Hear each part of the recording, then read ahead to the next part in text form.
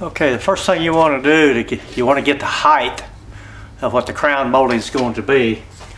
And so find you a corner. A door opening is really a pretty good way. But what you want to do is you want to move this around. You want this flat spot right there in the back. You want it to be flush with the back.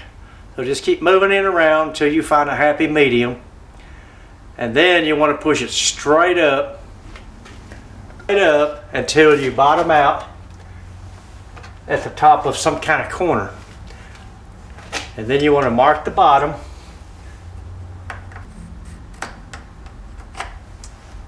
And then you want to measure what that distance is from the top down to the mark you just made, which in this case is 2 1/4.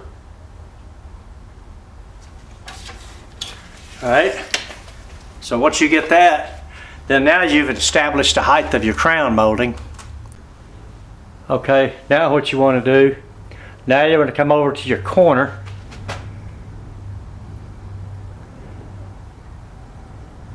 Alright, and then from this corner, you want to come over at least, depending on how long your run is, but in this case, you know, we've got an 18-foot run. But you want to come over at least 4 feet. I wouldn't go less than that. Both ways. From that corner there, and then also about 4 foot from that corner. So we're going to mark these 2 corners down 2 1/4. Okay. Go up at the ceiling. Come down to 2 1/4.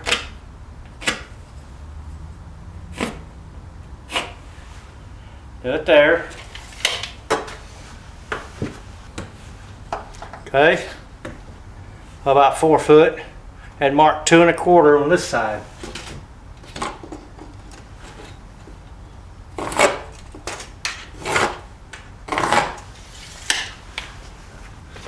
All right, now we're ready. The one thing you do not want to do is you do not want to mark the corner. You do not want to put a mark down 2 1/4 here or on this side, either one. You want this left loose because as we push the 2 pieces together in that corner, we want to be able to line them up and not worry about what the ceiling is doing. Because if we put the marks over in the corner, you're going to be fighting that corner all the way to the end, and you'll never get it to look right. So, all right, now we're going to put a screw or a nail. Where's my mark? There it is. Okay, now we're going to put a screw or a nail, probably a screw, in each one of these. Right there at that mark, so that we know where the height is. Nice thing about it, when you put a screw there, when you take it out and you caulk the bottom of the molding, it's going to disappear.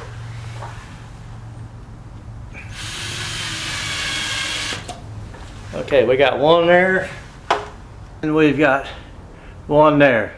So now we've got our heights established. Now what we're going to do is we're going to cut our crown molding. And there's 2 ways you can do it. So we're fixing to work on that now. Okay, this is the same way.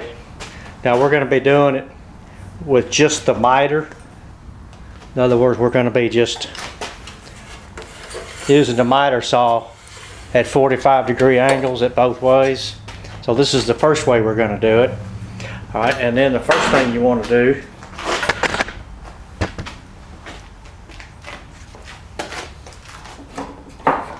is the same thing. You want to get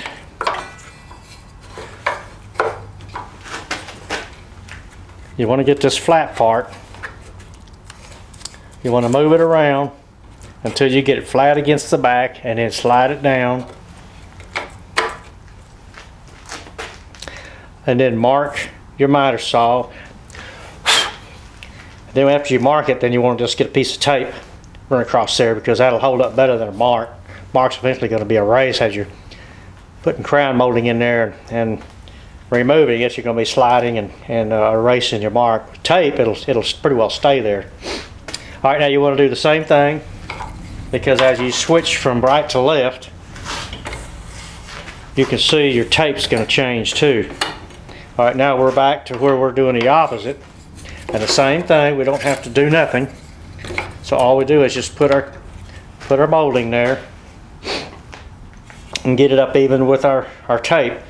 But in any case, just remember, and the way I mostly remember it, is when I grab it, I want to grab that thumb rail, which means that's up. And this is pretty much precise on all of this standard crown molding. Grab it with your thumb in the thumb rail and put it up against the back. Okay, of course now the next thing is trying to get the right cuts. But what I would do is, again, have a piece that you can cut up, and you just want to cut you some, like I've done here. This is a right-left corner, and then you want another one with another right-left corner, so that as you cut these things, or as I say that you're fixing to cut these things, well, you could walk over there and put these two up against the ceiling and the wall, and you can say, flipping it over, you still got a hold of your thumb rail. Now it's going down. I've just confused you, I know, but that's okay. So this way you'll know that you're fixing to get the right cut on the right end. Because if you cut the wrong end and you try to put it up like this, it's not going to go. It's going to be backwards. Or I should say bass-ackwards. Alright. We're going to cut our first two pieces.